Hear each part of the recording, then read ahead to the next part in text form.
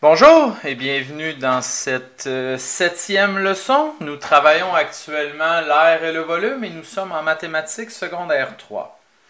Dans cette septième leçon, nous allons voir les solides semblables. Dans un premier temps, qu'est-ce que des solides semblables? Pour vous aider à bien comprendre, je vais faire référence à ce que vous avez vu dans le passé. Vous avez travaillé en secondaire 2 les figures semblables. Lorsque vous faisiez des homothéties, vous étiez amené à créer, par exemple, un premier triangle, un triangle qui était plus grand ou un triangle qui était plus petit, selon un certain rapport de similitude. Vous faisiez un agrandissement ou un rétrécissement. Rétrécissement? Ouais, rétrécissement. De votre figure pour obtenir un nouveau triangle. À ce moment-là, ces deux triangles étaient semblables. Lorsque vous avez des figures semblables, il existait ce qu'on appelait le rapport de similitude. Le rapport de similitude correspond à combien de fois est-ce que les côtés de un sont plus grands ou combien de fois est-ce que les côtés de l'autre sont plus petits, l'un par rapport à l'autre. En secondaire 3, on travaille sensiblement la même chose, sauf que cette fois-ci, nous allons le faire avec des solides. J'ai ici, pour l'exemple qu'on a dans la page, construit à l'aide de blocs Lego deux solides. Un premier et un deuxième.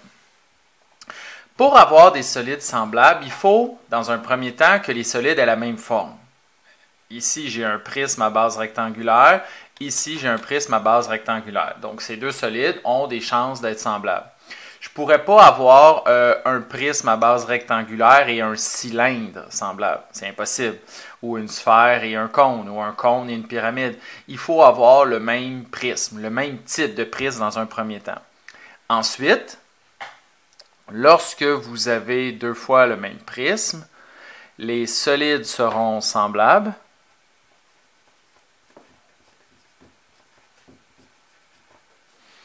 Les solides seront semblables si le rapport des mesures de tous leurs segments homologues est proportionnel.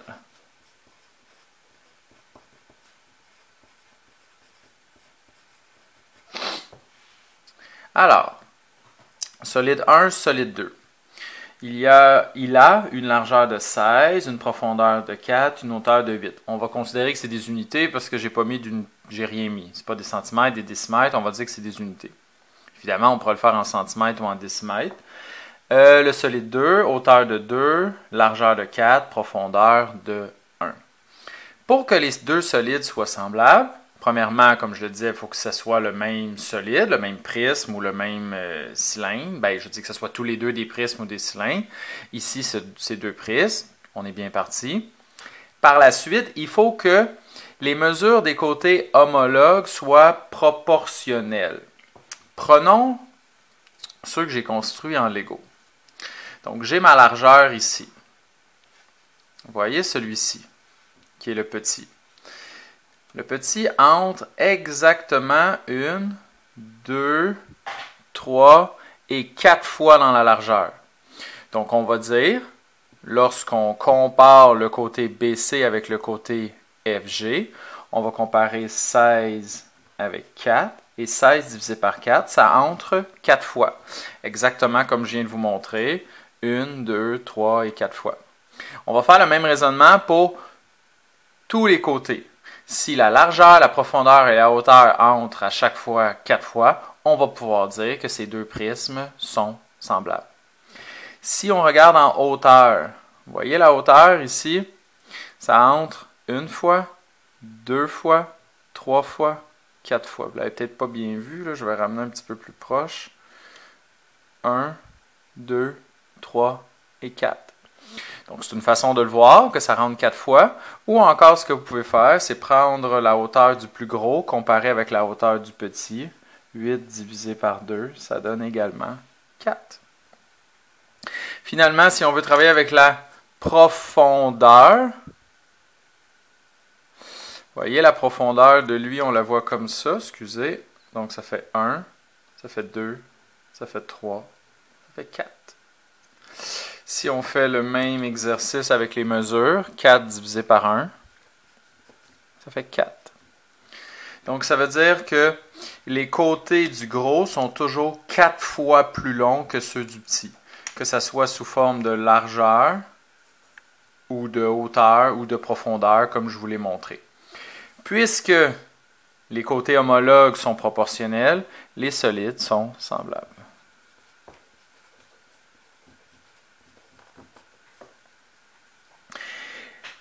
Maintenant que nous savons que les solides sont semblables, on l'a montré un petit peu, le rapport de toutes les mesures des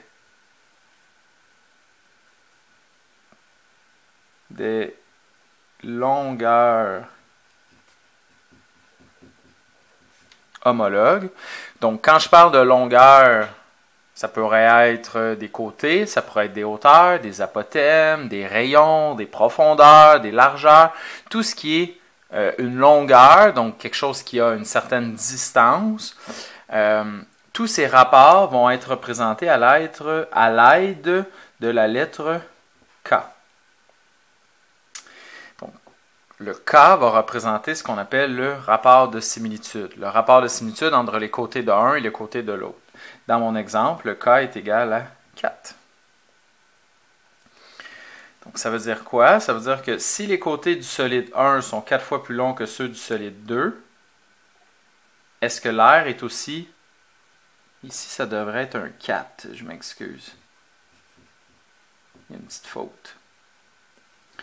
Donc, on récapitule. Les côtés sont toujours 4 fois plus longs. Parce que, je l'ai prouvé, maintenant je suis capable d'affirmer que les solides sont semblables, les côtés sont toujours 4 fois plus longs.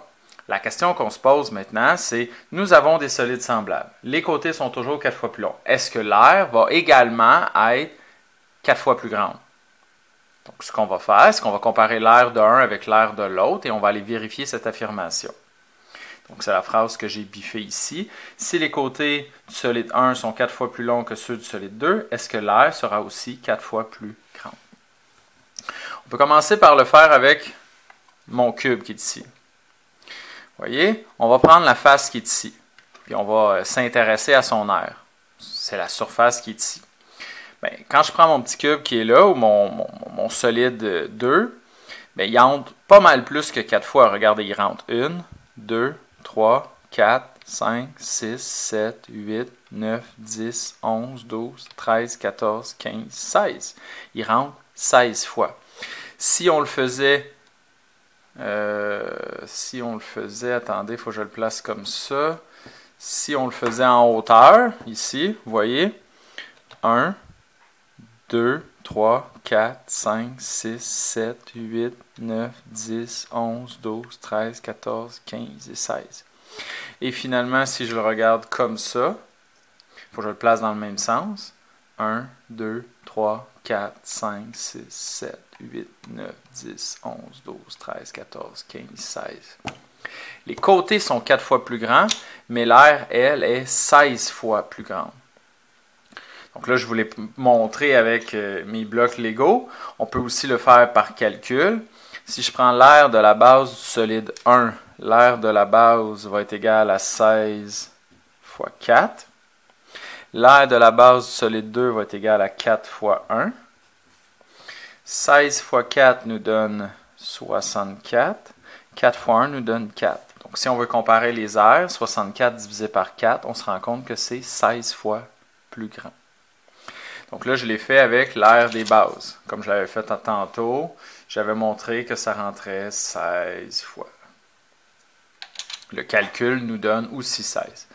Je peux le faire avec n'importe quelle surface, vous allez voir, ça donne toujours 16. Que ce soit l'air de la base, l'air latéral, l'air total, ça ne change rien, ça va toujours donner 16. Parce que si chaque côté est 16 fois plus grand, évidemment, si on grossit au niveau de l'air latéral ou de l'air total, ça va encore donner 16.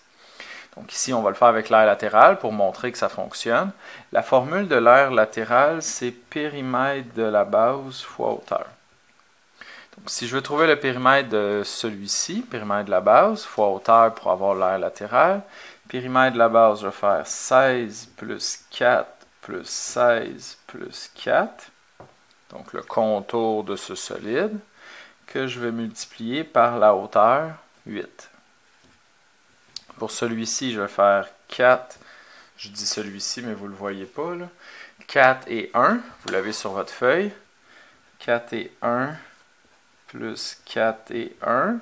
Je suis en train d'appliquer la formule périmètre de la base fois hauteur pour avoir l'aire latérale. Et cette fois-ci, je multiplie par 2. Donc 16 plus 4, ça fait 20. 20 plus 20, ça fait 40. 40 fois 8, 320. 4 plus 1, 5. 5 plus 5, 10. 10 fois 2, 20. L'aire latérale du plus gros m'a donné 320. L'aire latérale du plus petit m'a donné 20. 320 divisé par 20, ça donne 16. Les côtés étaient 4 fois plus grands, mais l'aire, elle, est 16 fois plus grande. Notre travail à nous, maintenant, c'est de trouver un lien entre ces choses pour être capable, après ça, dans les problèmes à venir, d'aller plus vite, d'avoir des conclusions, pas des conclusions, mais des cheminements, des calculs qui vont nous permettre de faire des liens au niveau du rapport des côtés, du rapport des aires, pour n'importe quel solide semblable. Donc, comme je l'ai annoncé, quel est le lien entre le rapport des longueurs homologues K et le rapport des aires? Le rapport des côtés K était 4 et le rapport des aires était de 16. On remarque que le rapport des aires est le carré, puisque 16, c'est 4 à la 2 du rapport des côtés. Donc, en d'autres mots, lorsqu'on travaille les côtés, on travaille en une dimension, soit la longueur. Lorsqu'on travaille l'aire, on travaille en 2 dimensions. On travaille la longueur et la profondeur, si vous voulez. Donc, étant donné qu'on est en 2 dimensions, l'effet de 4 fois plus grand va être au carré. Une fois, 2 fois, 4 à la 2, 16. Ce sera une façon simple, si on veut, de l'expliquer, verbaliser simplement. Donc, le rapport de toutes les mesures, notre conclusion, le rapport de toutes les mesures de surface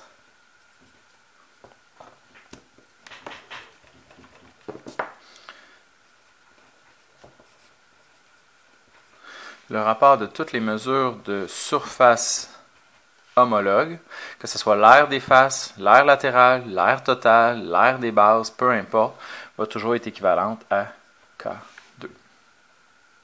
Donc, si vous trouvez le K, le rapport des côtés, vous avez nécessairement, en le mettant au carré, le rapport des aires. Si vous connaissez le rapport des aires, vous n'avez qu'à faire la racine et vous trouverez le rapport des côtés. Donc, il y a un lien direct entre ces deux choses-là. Maintenant, que peut-on dire du rapport des volumes? Que peut-on dire entre le volume de lui et le volume de lui? Premièrement, je vois que lui est pas mal plus gros. J'ai déjà vu que en haut, il rentre 16 fois. Je l'ai montré tantôt, 16 fois. Ça veut dire quoi? Ça veut dire que chaque ligne de ma construction est 16. Donc, ça va faire 16, plus 16, plus 16, plus 16. 16 fois 4, ça donne 64. Ça veut dire que mon petit cube, là, si je défaisais tout ça, là, je vais vous épargner ça, mais j'obtiendrais 64 fois ce petit morceau. En fait, lui est composé de 64 fois lui. Je répète comment j'ai fait. Sur la surface, le dessus, si on veut, j'en ai 16. 4, 5, 6, 7, 8, 9, 10, 11, 12, 13, 14, 15, 16. J'en ai 16. Et ces 16 se produisent une première, une deuxième, une troisième et une quatrième fois. 16 fois 4, 64. Le gros est 64 fois plus gros que lui, au niveau du volume. Si on le fait par calcul, je devrais obtenir la même chose. Je reviens à mes mesures. Alors, le volume, c'est l'aire de la base fois la hauteur. Donc, l'aire de la base de lui est de 16 fois 4, que je multiplie par une hauteur à 8. Pour l'autre, l'aire de la base est 4 fois 1, que je multiplie par une hauteur à 2. Donc, pas mes bases, mais mes volumes vont donner 16 fois 4 fois 8, 512 pour lui, et l'autre 4 fois 2, 8. Et 512 divisé par 8, il faut que ça me donne 64, sinon ce que j'ai fait avec mes blocs Lego ne marchera plus, et ça donne bel et bien 64. Donc, qu'on le fasse avec les blocs ou qu'on le fasse avec les formules, on se rend compte à chaque fois que le gros est 64 fois plus gros que le petit. Parce qu'on parle de volume, donc on parle d'espace occupé et on pourrait verbaliser ça par la grosseur. Quel est le lien maintenant entre le rapport des côtés et le rapport des volumes? Mon rapport des côtés était de 4 et le rapport des volumes est de 64. Imaginez-vous donc que 4 exposant 3 donne 64. Parce qu'on travaille maintenant en 3 dimensions. Longueur, bon, je peux le faire avec le petit, là. Longueur, profondeur, hauteur. Donc, à chaque fois, c'est 4 fois plus grand. 4 fois plus grand exposant 3, 64. On remarque que le rapport des volumes est le cube du rapport des côtés. Donc, ce qu'on est capable d'affirmer grâce à ça, c'est que le rapport des volumes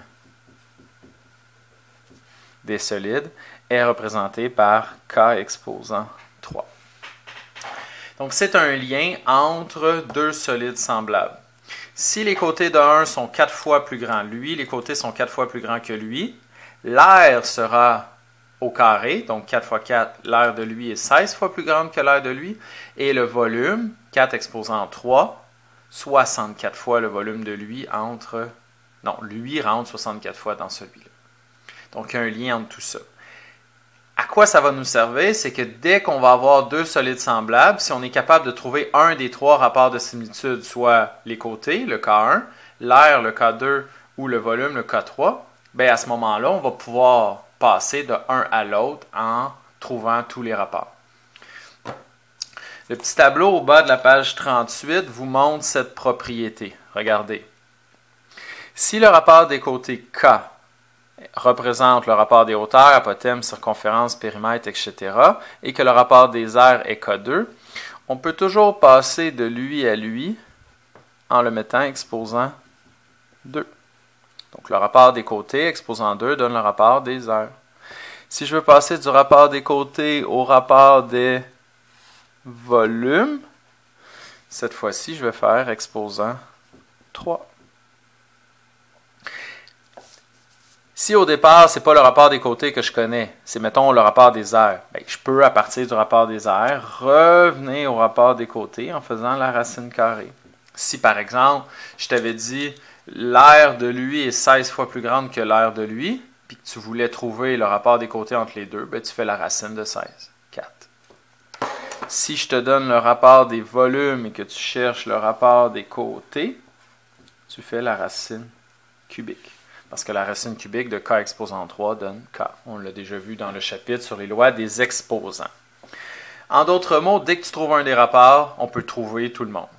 Le rapport des aires nous permet de trouver le rapport des côtés, qui va nous permettre de trouver le rapport des volumes. On va faire des manipulations comme ça.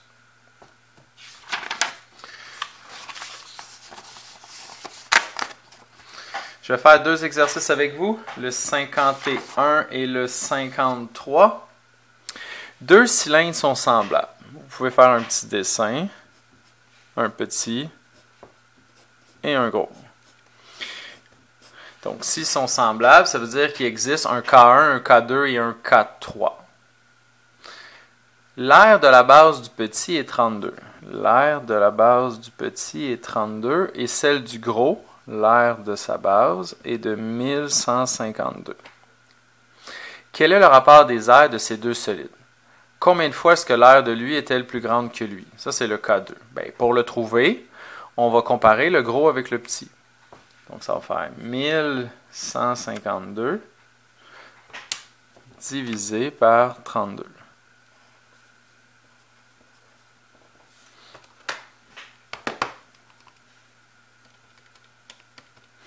Ça donne 36.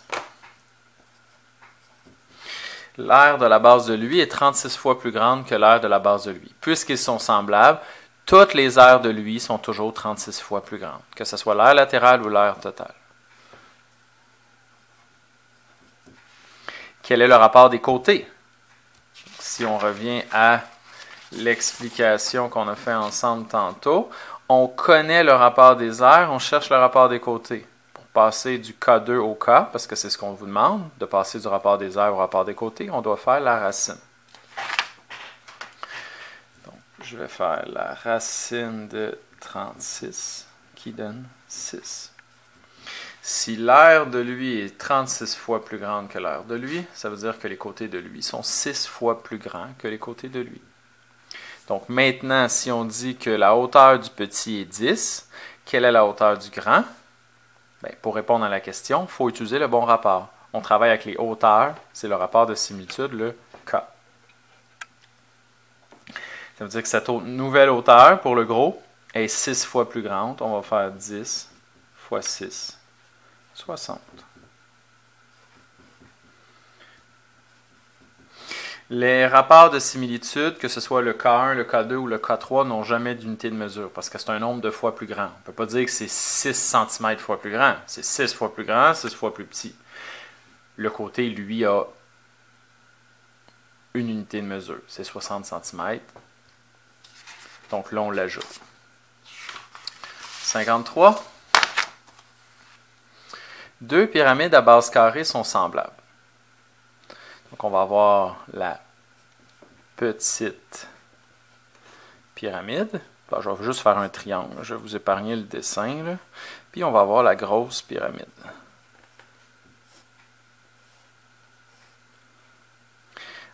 Cette fois-ci, on connaît les volumes. On vous dit que la grosse a 1024 cm3 et la petite a 128 cm3. Et la question est, quel est le rapport des volumes? Le rapport des volumes, c'est le K3. Je veux savoir, lui est combien de fois plus grand que lui? Pas plus grand, mais plus gros. Donc, je vais faire le gros divisé par le petit.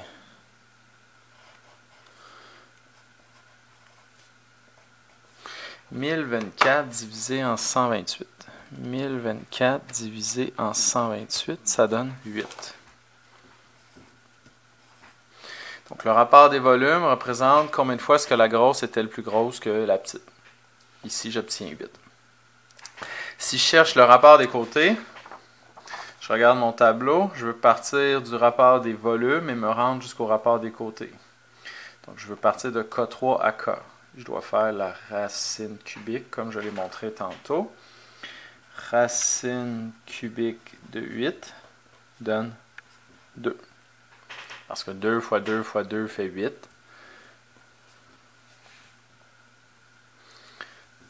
Maintenant, je suis capable de, à partir des côtés de un ou l'autre, trouver son côté homologue. Ce qu'on va vous demander dans la question C. Si l'apothème de la petite est 12, quelle est la mesure de l'apothème de la grosse? Évidemment, pour passer de la petite vers la grosse, on doit multiplier.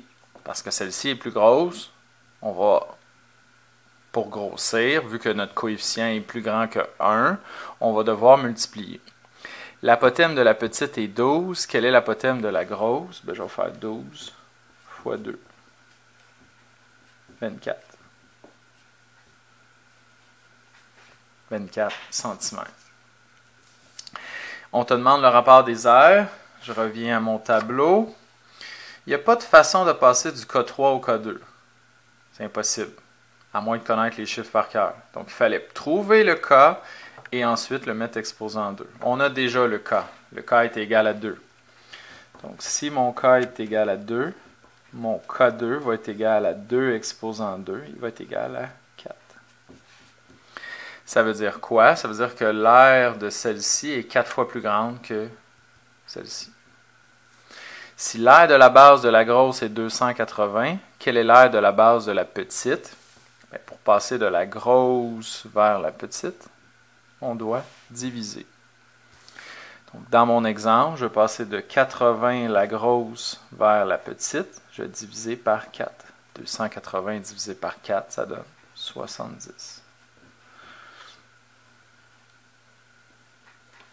Centimètres carrés. Une fois que vous allez avoir compris comment fonctionnent les rapports, ça va super bien aller. Il faut vraiment comprendre ce qui est ici, là.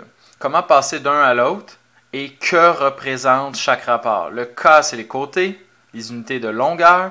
Le K2, c'est des surfaces, des unités d'air. Et le K3, c'est des volumes.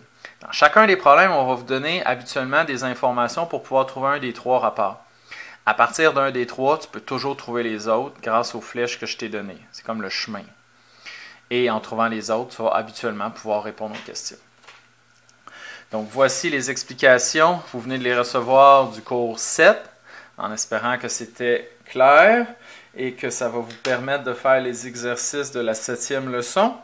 Je vous remercie. N'hésitez pas à entrer en contact avec moi si vous avez besoin d'explications pour un numéro en particulier.